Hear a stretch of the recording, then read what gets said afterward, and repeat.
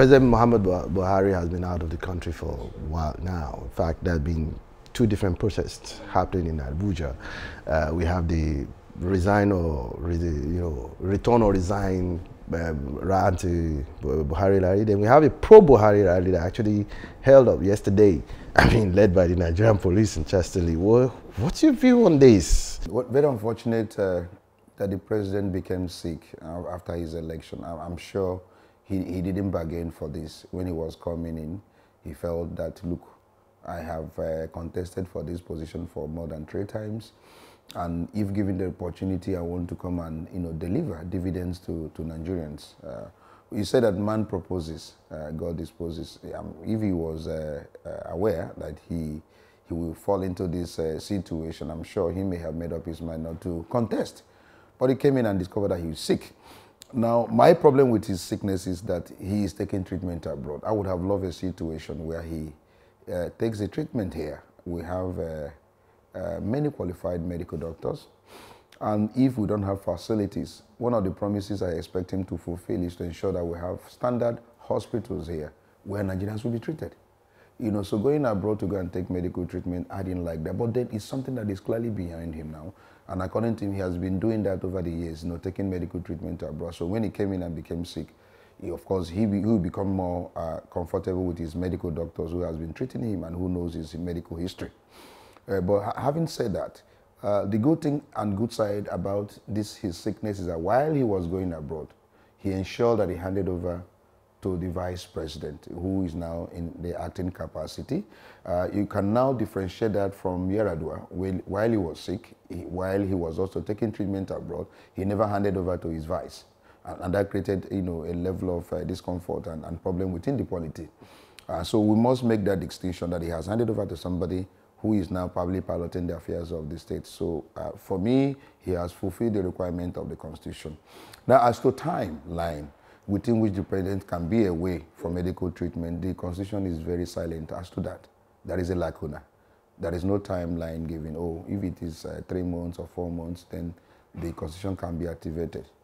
And then to compound our problem, the Constitution made a provision that it is only the federal executive members that can activate the process of declaring the president incapacitated. And of course, you know that those ministers are his appointees. So it seems practically impossible. Do we have provisions that Nigeria could glean from under this circumstance? Now, even if you have any precedent abroad, that may be specifically referable to their own internal laws. Yeah, if there is a provision in their law that says their leader should not be away for so time, and if he is, this is what should happen. Of course, their internal law will be different from ours. We have a constitution, and the constitution did not make a provision as to timeline. And that is the difference. And we were saying that we should try as much as possible to fill that lacuna.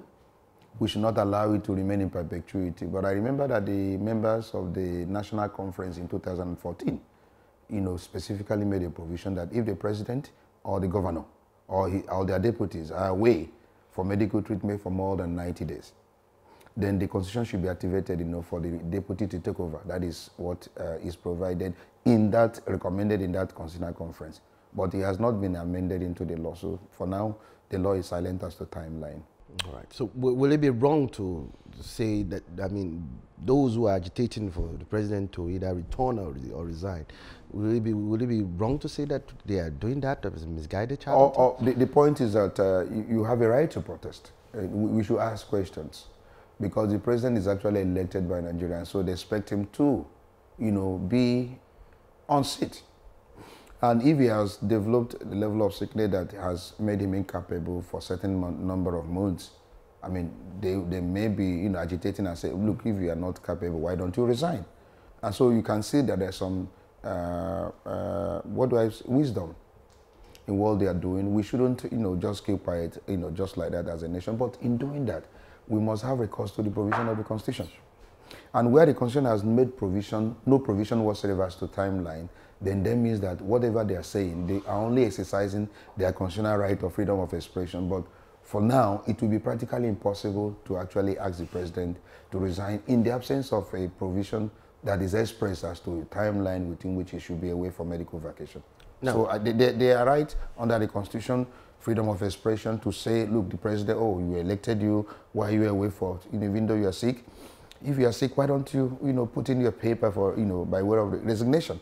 I mean, nothing wrong in saying that. But it is practically impossible, since the provision of the Constitution does not make a room for a timeline within which he should be away. And so those who are saying, well, you have exercised your right, but it is impossible for him to resign now in the absence of that express provision.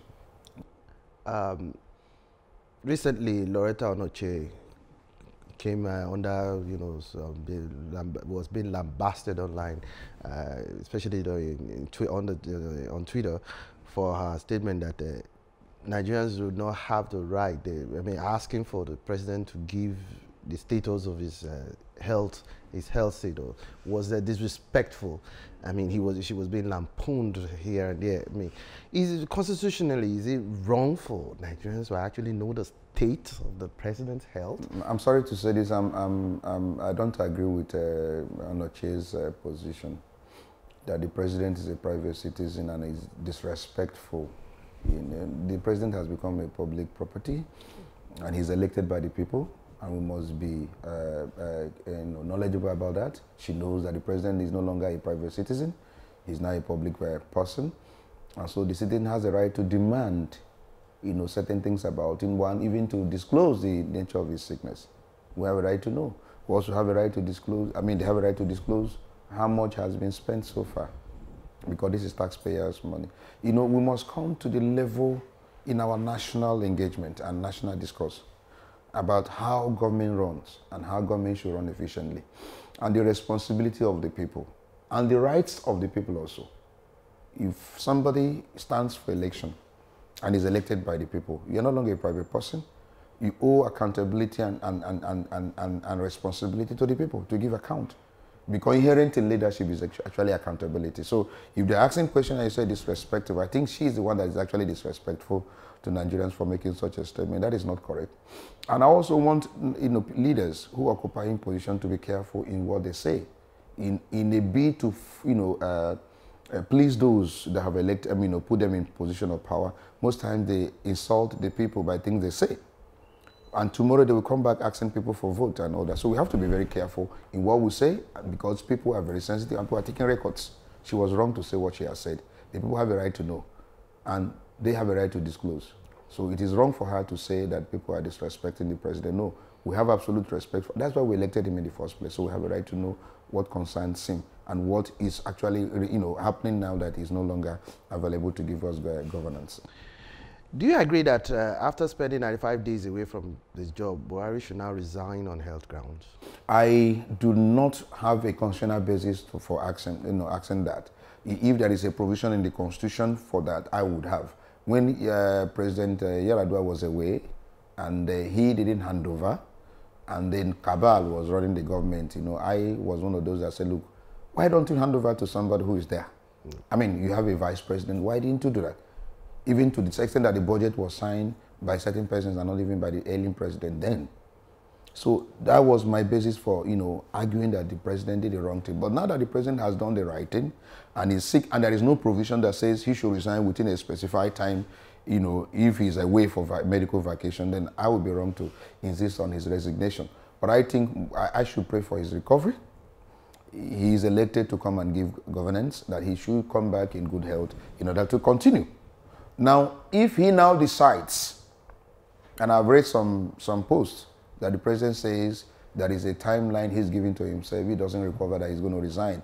If he now wants to resign on grounds of principle, on grounds of the fact that he's a man of integrity, on grounds of the fact that he knows he has not been, on duty for such a long time in order to give Nigerians good governance, and he wants to resign, I will say I will be one of those that will hail the move. But he has to satisfy himself that he has developed some level of incapacity to continue as the president of the country. And he wants to go, fine, I will hail that move. But for me to ask, I must have a basis for doing that, and there is no basis for me under the Constitution. So I wish him quick recovery for him to come back and continue as the president of Nigeria. Away from the presidency, many Nigerians have considered the National Assembly, the Senate leadership, the Senate as a whole, to be useless and too costly. Should it be abolished? Well, I won't come to the level of saying that the Senate is foolish. I mean, it's not necessary. Ordinarily, there is a reason for having the second chambers. Age and maturity and taking a second look at issues and all that is the reason why that was done. But we've discovered over time that the Senate has not been people-friendly. They've not been fulfilling the mandate that the people have given to them. Most times they work against the interests of Nigerians. And they do it with a level of impunity that makes Nigerians to feel, look, why must we keep this and at what cost? You know how much we spend every day, every year, in keeping the members of the parliament. It's becoming unbearable, and they do it, with impunity. So Nigerians now are saying, look, must we continue with this? That is the reason why Nigerians are taking a second look at the issue of Senate, the second chambers, and say, look, it's not necessary anymore. So I won't say it is not necessary. It is necessary. But what is their appeal? Have they justified the amount of money we are spending on them? What are the laws they are making in the interest of the people? What are the policies they are laying down in the interest of the people? Look at the issue of even restructuring. Okay. They just want to kill in the Senate and all that. So many other things they've done that shows the anti-people. And so Nigerians are saying, let's do away with the Senate. But whether they are necessary, they are necessary. But the present crop of senators, and probably the senators before them, they have not helped the situation in making Nigerians believe that they are necessary for us as a second, chambers, in parliament. So that is the issue. They are necessary. But the people there have not made them, to look useful to us as a nation. So you say they should be? So for me, in the light of the cost, for me, in the light of the output, if the output does not justify the input, then we can do away with them and probably get ourselves contented with one chamber. You need a lawmaking house in any democracy. In making laws, in oversight function, you need them. But if the second chamber is not doing what they are supposed to do, and they are not making Nigerians happy, and most times they do certain things with so high level of impunity and they are not sensitive. They are not sensitive to the interests of Nigerians who elected them in the first place. Then I may be one of those supporting the move that we should do away with the Senate. I would have loved to be a senator, but these guys have not justified the reason why they are there. They have not justified the input, how much we are putting in terms of taking care of them. Barrister, different sections of the country have been talking recently about restructuring. Yes. Calls for restructuring. Yes. In fact, the APC national body set up a committee on that. Yeah. What's your perspective? Is Nigeria ready for restructuring? Yes. Will Nigeria be restructured at this point? Yes, I am one of those that are clearly in support of restructuring. The present structure, as presently constituted, is clearly defective. We cannot continue this way. A situation where you have over 60-something items in an exclusive list. There are certain things that the states can do and bring good governance to the people. And we maintain high level of efficiency in the Nigerian system. The level of bureaucracy we are running, everything over-centralized and in Abuja, is not making Nigeria to be efficient. And we have not made any progress as a nation. If you look at the Constitution of 1963 to 66, before the military interregnum, it was running efficiently. There was proper devolution of powers, and there was efficiency in the system. There was high level of competition by the regions. The first stadium in Africa was built in Nigeria, the first radio, the first television in Nigeria, in Southwest actually. And there was this competition also in the Southeast region. It was reported that the Southeastern region was one of the fastest growing economy between 1960 to 1966. There were so many developmental projects that were put in by those regions. The ABU and the Granite Pyramid, they were all the product of this system that was working then. Then the military came in and unified the country and started running a unitary system. And the unitary system is what we've been operating from 1966 to date. And look at the level of progress we've made. We moved nowhere. We made no much progress. So for people who are looking at the structure, they're saying, look, if you continue running Nigeria in this structure, you can't make any progress. Can we tinker with the structure? Can we make it more efficient? Let's devolve more powers to the federating units and allow them to control certain things. And then certain things are allowed to the federal, so that we can see some level of efficiency. Take, for instance, the issue of policing. Look at what happened in Ozubulu. Now, if you have what you call state policing and people who know who is who within a community, you think that that thing will happen and the guy will escape? So we cannot be directing, the state issue of security from Abuja. We must develop issue of, have state policing. We must also control our economy and pay certain level of tax to the federal. There are things we should do. It is issue of power. States can generate the level, the maximum they need. They know how many people are living in a state. They will now generate, distribute, and people will begin to have power. Why must you generate and then put into a particular one place? And by the time you put it there, you lost so much power before you even begin to distribute. So we're having problem with the issue of everything being over-centralized. And so what we're saying that looking at the system, that the way it is structured, it cannot allow for efficiency. We are now advocating for restructuring. And restructuring to me is first of all deal with the constitution. Remove certain things that you put in exclusive list into the reserve list, to the states. Let it be mutual. The states can make laws on this and the federal can. So the list is bogus. The bureaucracy is not working. It's not helping for efficiency. So that is part of the thing I'm talking about, restructuring. So I'm clearly in favor of this restructuring. And if they don't do it, if we fail to do it, Nigeria will remain in the state in which we are. And that is not making progress. That will remain in a retarded state. And in 300 years' time, we'll still be arguing about whether, all those problems that are confronting us today. So why don't we do the right thing? I know that people who are in power will not like to lose power. They want to control power. They want to be seen to be powerful. Everyone wants to be at the center. And then nobody wants to be known as the one who probably, reduced the power at the center. But if we really love this nation and we are patriotic and we are zealous for this nation and we are altruistic, I think the best thing for us to do is to look towards the direction of efficiency and effectiveness and make sure that Nigeria is running. Because the way it is, the agitations and the clamor and violent reaction may continue. And in the absence of peace, you can't make progress. So why don't we resolve it once and for all and have peace and move this country forward? I believe in the greatness of this nation. I believe in Nigerians' unity. I believe that when we are together, we are better off. Our population and so many good things God has endowed in this country, if we maximize them, it's for the benefit of this nation. But if people begin to agitate and begin to call for secession and all that, when things are not running very well, then you are creating avenue for lack of progress. Because without peace, you can't make progress. So I urge our leaders to take a second look at it once again and do the right thing. I'm happy that they have set up a committee, but I'm not too happy with the man that they've made the chairman of that committee because he argued against restructuring and you're making him the chairman of a restructuring agenda. I don't know what he's going to come up with, whether he has changed his mind now, whether he has become a born again in that regard. So we'll watch and see what will come out of whatever the APC has set up. Let's take the issue of the spate of insecurity in the country. Arising from the ultimatum given to the Igbos by the Arewa Youth Forum, as well as the reactions by Nnamdi Kanu of IPOB. What's your view on this?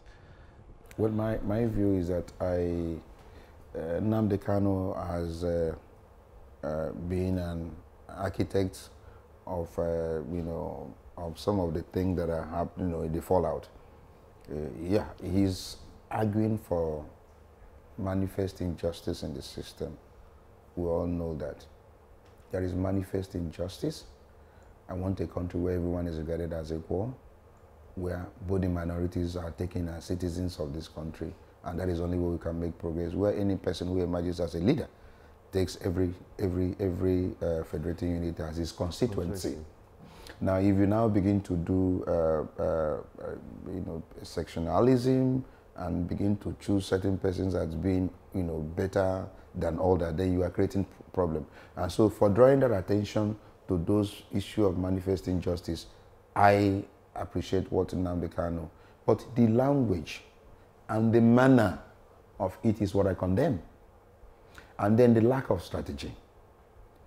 Look at what the Yorubas did when Abiola died, or even when under Jonathan's administration they were seemingly excluded. They strategized and came back, and today they are controlling levers of power. So I think we need a little bit of strategy.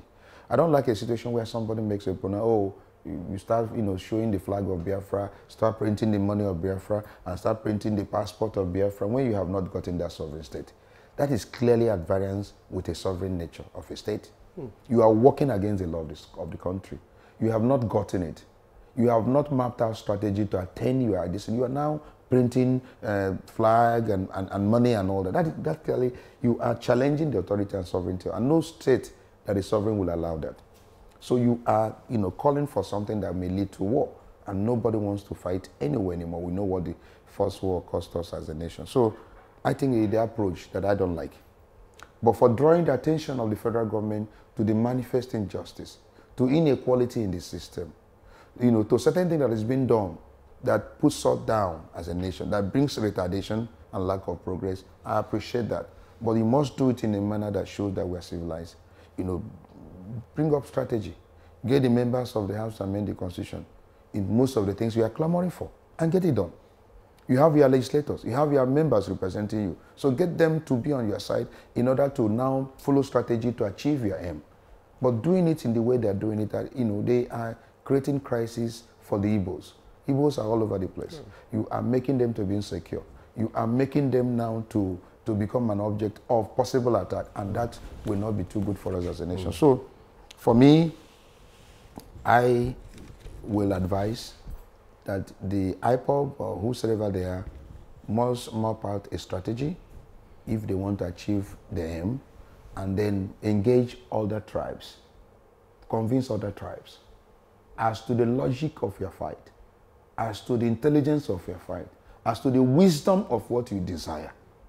When you do that, they can join, and it becomes easy. It becomes a war. I mean, war in quote. What I mean, motive you can achieve without this, distorting the entire system. If you get others to support you, when they see the logic of what you are pursuing.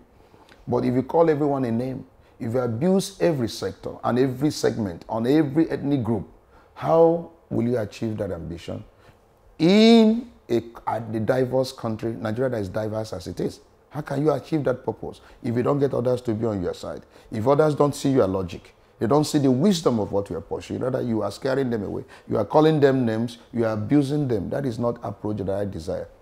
That is not a strategy that I desire. So I would rather want a situation where we employ wisdom in doing what, because Igbo man is known as a wise person. We're all over. There is no single area in Nigeria today you don't see an Igbo person. They are very hardworking. They are very intelligent. They are even more patriotic than most Nigerians in terms of believing in the unity of this country. They live the environment and circulate all over the place. So if you have investment all over in this country, you must not jeopardize the investment and the lives and safety of the Igbos by the pronouncement you make, by the approach you are adopting in order to draw the attention of the world to the manifest injustice against your people. So it's the approach I'm against. But as for drawing attention to this manifest injustice, I applaud it, but do it in a manner that you convince others about the logic of your fight, and they will agree with you. And by the time you achieve your purpose without firing a bullet, because at the end you still come on the table, on the what they call negotiating table to discuss. So why must we now follow a wrong approach? Printing flag, printing passport, printing money, when you are not yet a sovereign state, to me is a wrong approach. You are daring the sovereign state, and that is not the way for us to go as a people. So I think the strategy, it's what they lack, and they are not helping matter the way they go about it. So I want him, to actually draw the attention of the world to what is going on, but he must change his approach and tactics.